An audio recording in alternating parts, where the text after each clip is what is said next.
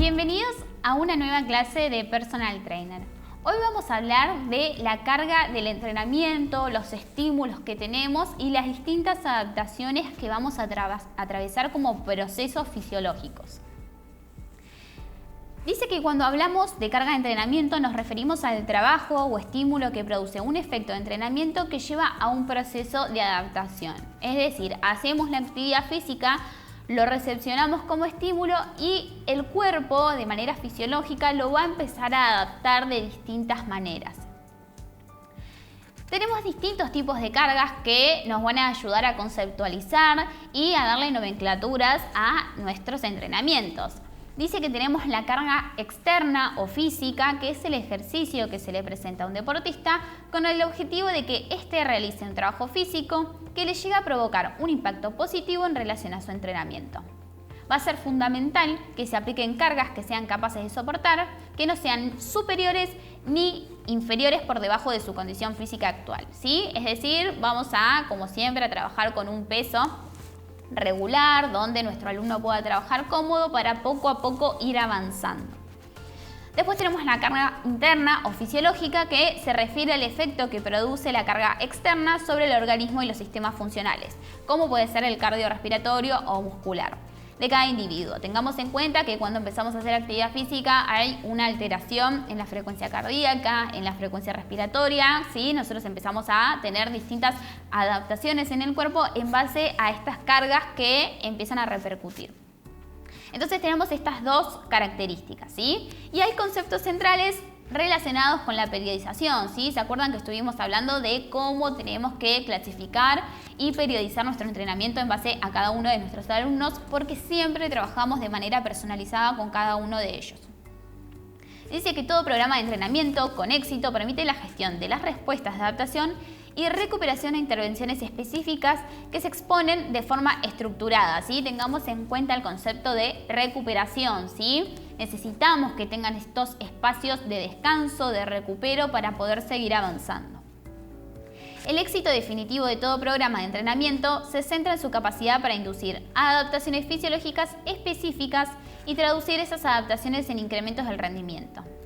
En el centro de este proceso se encuentra la capacidad para administrar las respuestas de adaptación, gestionar el cansancio acumulado y aprovechar los efectos posteriores de los distintos factores del entrenamiento. Fíjense cómo habla de esta parte de descanso, de recupero como un beneficio para poder tomar el valor de seguir avanzando, ¿sí? Si nosotros tenemos un buen descanso podemos llegar a poner un poco más de carga, ¿sí? En los distintos estímulos de carga, no siempre estamos hablando de peso, pero es necesario que tengamos este espacio para evitar fatigas o para evitar distintas molestias que pueden llegar a aparecer. Con el fin de dilucidar cómo estos modelos de periodización del entrenamiento se gestionan estos factores y se han establecido tres teorías mecanicistas básicas: el síndrome general de adaptación, la teoría del estímulo-fatiga y la recuperación-adaptación, ¿sí? Son tres cuestiones que vamos a tener que tener en cuenta. El primero, que es el síndrome general de adaptación, habla de un escritor, ¿sí? un pionero en todo lo que es la investigación de los efectos biológicos, que presentó los conceptos básicos del síndrome general de adaptación, en el que define una respuesta al estrés en tres estadios: alarma, resistencia y agotamiento, ¿sí? Fíjense cómo lo caracteriza y lo estructura en tres partes. Aunque su concepción original no se realizó en el contexto del entrenamiento físico, con el tiempo este síndrome se ha convertido en uno de los conceptos fundacionales a partir del cual se ha desarrollado la teoría de la periodización. Cada vez que el cuerpo experimenta un esfuerzo nuevo o novedoso o más intenso que los anteriores, la respuesta inicial o la fase de alarma es una acumulación de cansancio a dolores musculares, rigidez o reducción de las reservas de energía, todo lo cual causa una reducción de capacidad de rendimiento, ¿sí? Entonces, fíjense, cuando hay un movimiento, ¿sí? Como decía recién, un esfuerzo nuevo, con más carga, con más, vamos a decir en este caso como ejemplo, con más peso, vamos a necesitar que lo tolere, lo automatice, lo pueda recepcionar para después seguir avanzando, ¿sí? Después tenemos la siguiente filmina que dice que dependiendo de la magnitud del esfuerzo al que se enfrente el atleta, esta respuesta durará varias horas, días o semanas, ¿sí? Fíjense que este tiempo donde necesitamos esta readaptación no va a ser de un día para el otro, ¿sí? Necesitamos que a través de este nuevo estímulo tenga el tiempo necesario para adaptarse de una manera equilibrada y que no sea de un día para el otro. Acabada esta fase inicial, el cuerpo pasa a la fase de resistencia, durante la cual se adapta al estímulo y vuelve una capacidad funcional normal. Si el esfuerzo del entrenamiento está estructurado adecuadamente y no es excesivo, estas respuestas de adaptación causarán ajustes bioquímicos, estructurales y mecánicos específicos, ¿sí? Pero acá tengamos en cuenta esta parte que dice que si es adecuado y no es excesivo va a tener este punto positivo. Ahora, si es excesivo y es inadecuado, es muy probable que, como decíamos recién, esté más propenso a una lesión, una fatiga muscular o que quizás el dolor que tendría que desaparecer mucho más rápido se prolongue en el tiempo. Entonces dice, y mecánicos específicos que subirán el listón de la capacidad de rendimiento del atleta, lo cual derivará en lo que se ha denominado supercompensación. Es decir, que si lo pudo adaptar, si se pudo adecuar, vamos a pasar a esta supercompensación que me ayuda a poder seguir avanzando en cuanto a los distintos tipos de cargas que le querramos otorgar a nuestro alumno. No obstante, si el esfuerzo perdura durante un largo periodo de tiempo, el atleta puede pasar a la fase de agotamiento, ¿sí? El agotamiento puede llegar a aparecer por diversas cuestiones. Tengamos en cuenta que siempre hablamos de lo que es la alimentación, lo que es el descanso, las horas de trabajo, si tuvo una vida activa o sedentaria, ¿sí? Un montón de cuestiones que generan un estrés y que es muy probable que entre mucho más rápido a la fase de agotamiento. Si esto ocurre, el atleta está mostrando incapacidad para adaptarse a los elementos de estrés impuestos y presentará algunos de los mismos síntomas apreciados durante la fase de alarma. Por último, cuando los atletas alcanzan la fase de agotamiento, es muy probable que experimenten respuestas de extralimitación o de sobreentrenamiento. Entonces, si estos estímulos están por encima del rendimiento de nuestro alumno, es muy probable que entremos en esta fase de agotamiento, de sobreentrenamiento, donde quizás lo limito, donde quizás lo frustro porque no puede seguir avanzando o quizás tiene que bajar su peso o quizás tiene que bajar las repeticiones como cargas porque no está llegando a rendir con el objetivo. Entonces es necesario que nosotros periodicemos de manera inteligente y óptimo para que no lleguemos a esta fase que quizás sea un poco contraproducente. Ahora, en el caso de que lleguemos, podemos retroceder y poder volver a avanzar. Desde la perspectiva del entrenamiento, el entrenamiento monótono con una carga excesiva, así como un entrenamiento variado, pueden terminar en una fase de agotamiento. Además, en las respuestas del entrenamiento influyen otros esfuerzos sin relación al entrenamiento. Era lo que decíamos recién, ¿sí? Lo cotidiano, la vida laboral, el sueño insuficiente, las relaciones sentimentales, la alimentación deficiente, que van a contribuir al nivel general de estrés experimentado por el atleta. Si estas cuestiones están equilibradas y tenemos todas las bases de alimentación, de hidratación, de descanso, de trabajo en una posición ergonómica, es muy probable que evitemos estas situaciones de estrés o de sobreentrenamiento, ¿sí? O de fatiga, fase de alarma. Si nosotros no compensamos con esta parte, es muy probable que quizás se sienta más fatigado mucho más rápido. A continuación tenemos un gráfico donde nos muestra cómo es el síndrome general de adaptación y cómo se aplica a la periodización, y podemos llegar a ver el primer punto, que es la fase de alarma, el segundo, que es la fase de resistencia, el tercero, que es la fase de supercompensación, y el cuarto, que es la fase de sobreentrenamiento, ¿sí? Fíjense que en sobreentrenamiento dice: si los elementos estresantes son excesivos, el rendimiento puede empeorar más y sobrevenir el síndrome de sobreentrenamiento, que era lo que decíamos recién. Necesitamos que los estímulos sean considerados, óptimos, adecuados a cada uno de nuestros alumnos. Si nosotros tenemos una planificación igual para 30 personas, es probable que la mitad le dé un buen resultado y la otra mitad tenga un sobreentrenamiento que no le permita seguir entrenando. Entonces, siempre recomendamos que sea al 100% personalizado con cada uno de nuestros alumnos. Bien, dejando un poquito de lado este primer síndrome, entramos a la segunda teoría, que es la del estímulo-fatiga y la de recuperación y adaptación. Que la primera dice, la teoría del estímulo-fatiga y la recuperación-adaptación es una extensión del síndrome que veníamos hablando recién, pero con ciertas modificaciones, y sugiere que los estímulos del entrenamiento producen una respuesta general en la que influye la magnitud general del elemento estresante del entrenamiento de manera específica. Cuanto mayor sea la magnitud general de la carga de entrenamiento, más fatiga se acumula y mayor es el retraso antes que se produzca la recuperación completa y la adaptación en general, ¿sí? Fíjense cómo es una pregunta y una respuesta en cuanto a esta teoría de estímulo-fatiga. A medida que el atleta se recupera y adapta a los estímulos del entrenamiento, el cansancio desaparece y aumenta la preparación y el rendimiento.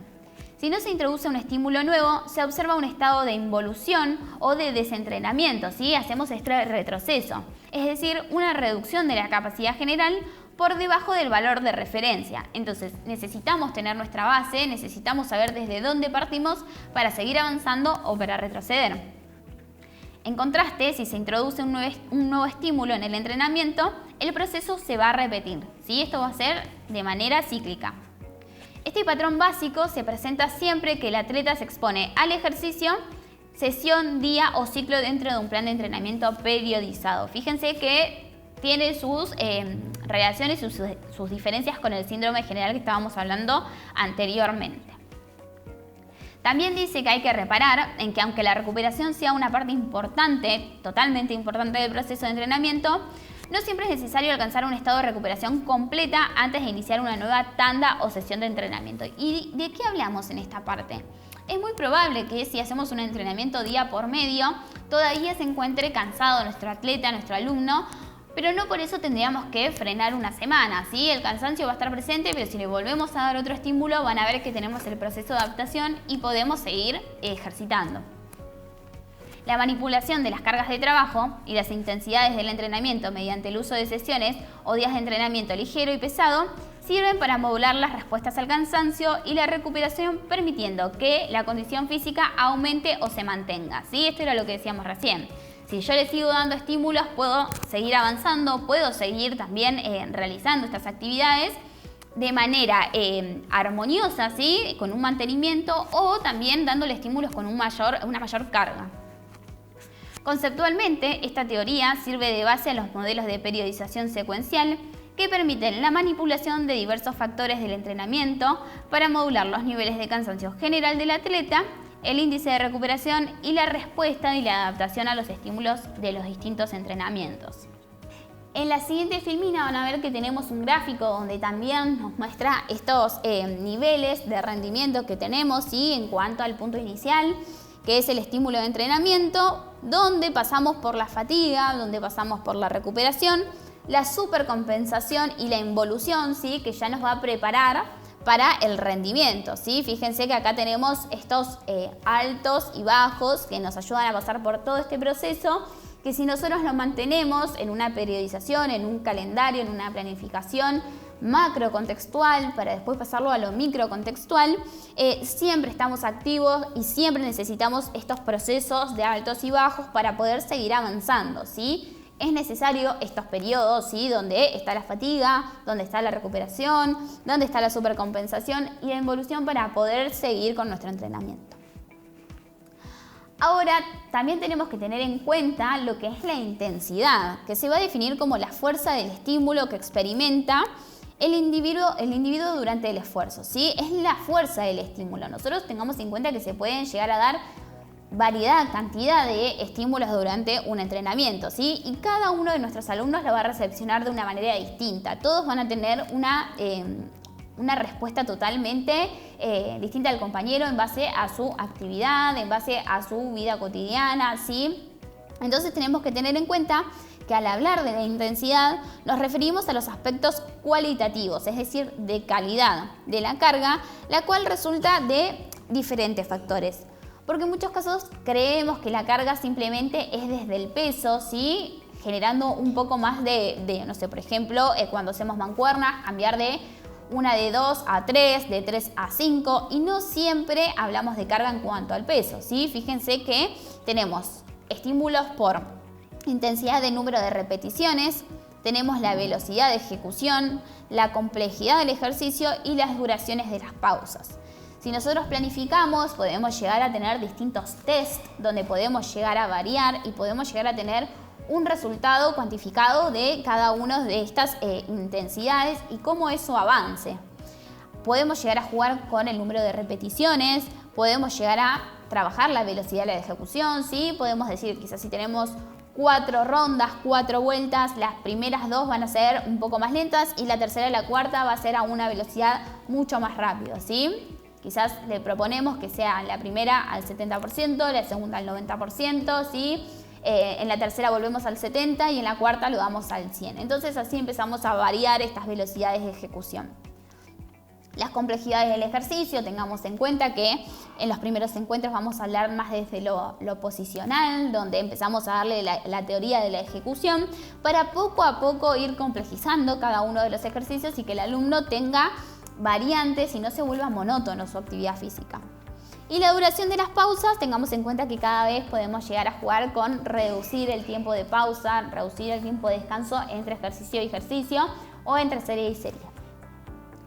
Y también tenemos una categorización en cuanto a lo que es la intensidad. Nos dice que tenemos 2 tipos. El primero que es la absoluta y la segunda la relativa. En cuanto a la absoluta dice que va a ser la intensidad máxima que soporta el individuo, ¿sí? Va a ser el 100%. En cuanto a la relativa va a ser un poquito menor, va a ser el 80%, ¿sí? Dice que es el porcentaje al que queremos trabajar en base a la anterior, por ejemplo, para indicar que hay que realizar una serie al 80%, ¿sí? Era esta opción que les decía, ¿sí? Si son 4 vueltas, 4 rondas, la primera hacerlo al 70%, la segunda al 90%, ¿sí? Ir variando para también trabajar la creatividad y la diversidad en cuanto a nuestras planificaciones, ¿sí? En una planificación de entrenamiento, la intensidad es uno de los factores a tener más en cuenta. Por ello, será vital aprender a escuchar nuestro cuerpo y conocer nuestras posibilidades y limitaciones. No obstante, existen métodos para medirla. Y acá también me voy a detener para hacer mención a que dice debemos escuchar nuestro cuerpo. Nosotros como promotores de la salud, como acompañantes, como personal trainer, necesitamos saber, aprender a escuchar los cuerpos de nuestros alumnos, de nuestros atletas, ¿sí? En muchos casos nos van a decir que sienten fatiga, pero quizás tenemos que diferenciar cuándo es un cansancio normal a cuándo quizás es un cansancio donde realmente estamos llegando al tope y vamos a llegar a un sobreentrenamiento. Tenemos que estar súper atentos a estas cuestiones para evitar tanto como lesiones como quizás que nuestros alumnos no quieran seguir avanzando en nuestras clases. Entonces también tenemos una manera de medir esta intensidad en cuanto a nuestro entrenamiento y dice que puesta una carga puede actuar de diferente forma en el organismo en periodos diferentes, ¿sí? La misma carga la podemos sentir más intensa si estamos cansados que después de un día de descanso. Resulta difícil medirla, no obstante utilizamos distintas maneras como la toma de pulsaciones, la medición de la potencia, ¿sí? Los ritmos de la carrera, la medición del lactato en sangre o consumo máximo de oxígeno, los porcentajes de cargas máximas, los porcentajes de cargas submáximas y las escalas de fuerzas como las de Borg. Entonces, fíjense que dice que si hay un día que estamos cansados es probable que nos cueste más el día de entrenamiento que quizás un día que estamos mucho más activos. Pero estoy segura que aunque estén muy cansados después del día de entrenamiento, van a tener un efecto contrario, donde quizás se vayan mucho más enérgicos, donde el cansancio va a ser otro tipo de cansancio, ¿sí? Donde quizás pudo llegar a hacer su cable a tierra, donde el estrés quizás va a ser más muscular, pero pudo liberar aquellas cuestiones que quizás lo mantenían un poco más en otro planeta, por así decirlo.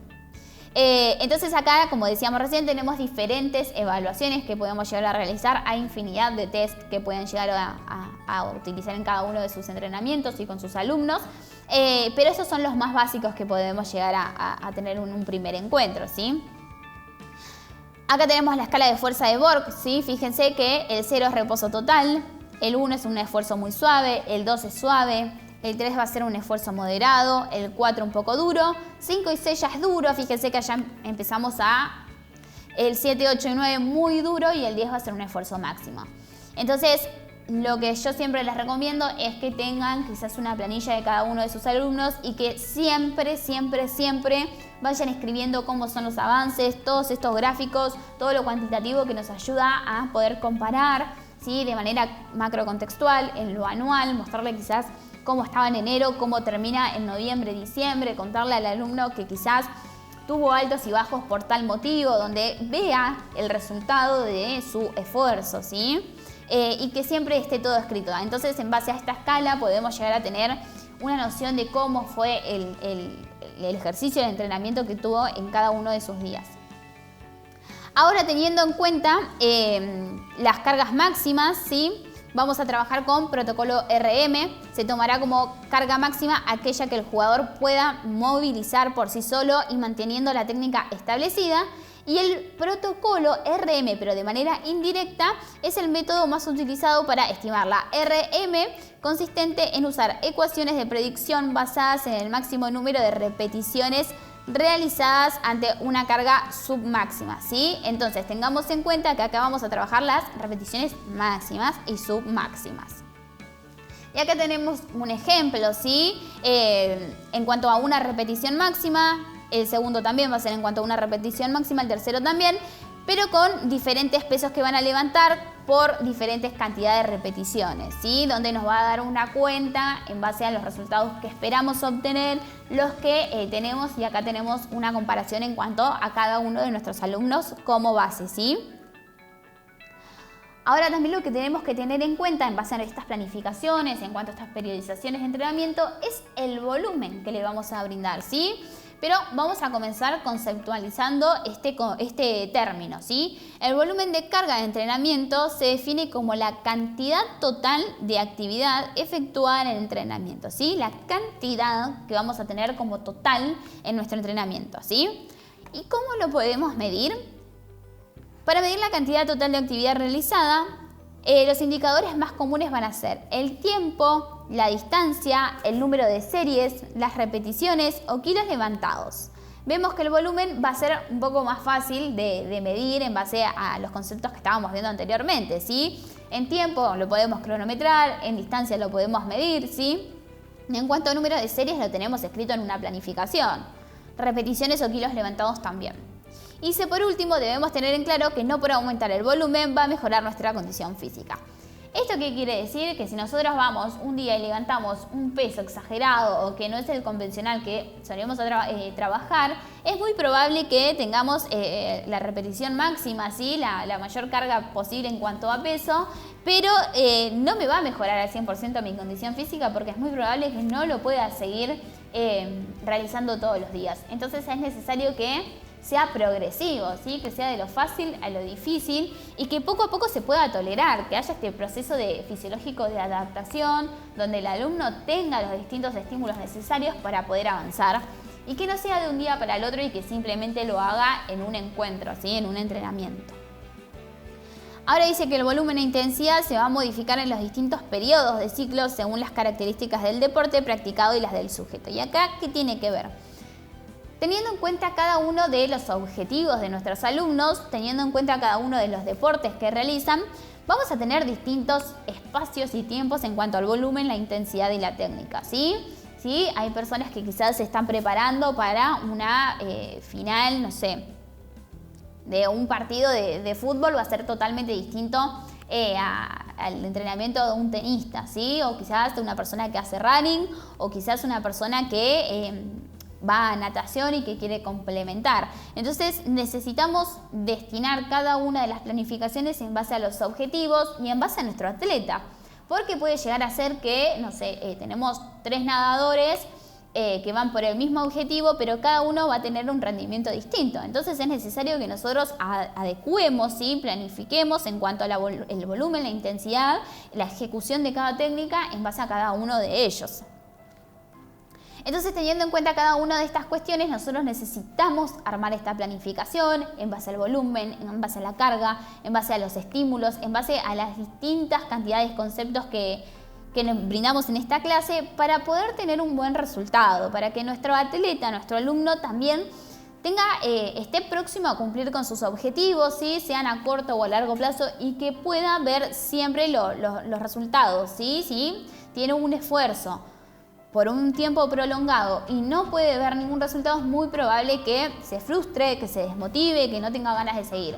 Ahora, si nosotros siempre estamos con esta planilla donde le mostramos los avances, donde, bueno, mira, el mes pasado podías hacer esta carga y esta cantidad de repeticiones y estas series, y hoy ya podés hacer tanto, y bueno, tiene otro color, tiene otro resultado, estamos más cerca del objetivo, empieza a haber cambios en su cuerpo. Entonces todas estas cuestiones que son motivacionales lo van a ayudar a que tenga un mejor desempeño y que tenga una mayor motivación para seguir asistiendo a nuestros entrenamientos. Muy bien, esto fue la clase de Personal Trainer. Recuerden que tienen la mensajería disponible. Cualquier duda, cualquier consulta lo pueden despejar a través de este canal. Nos vemos en la próxima clase.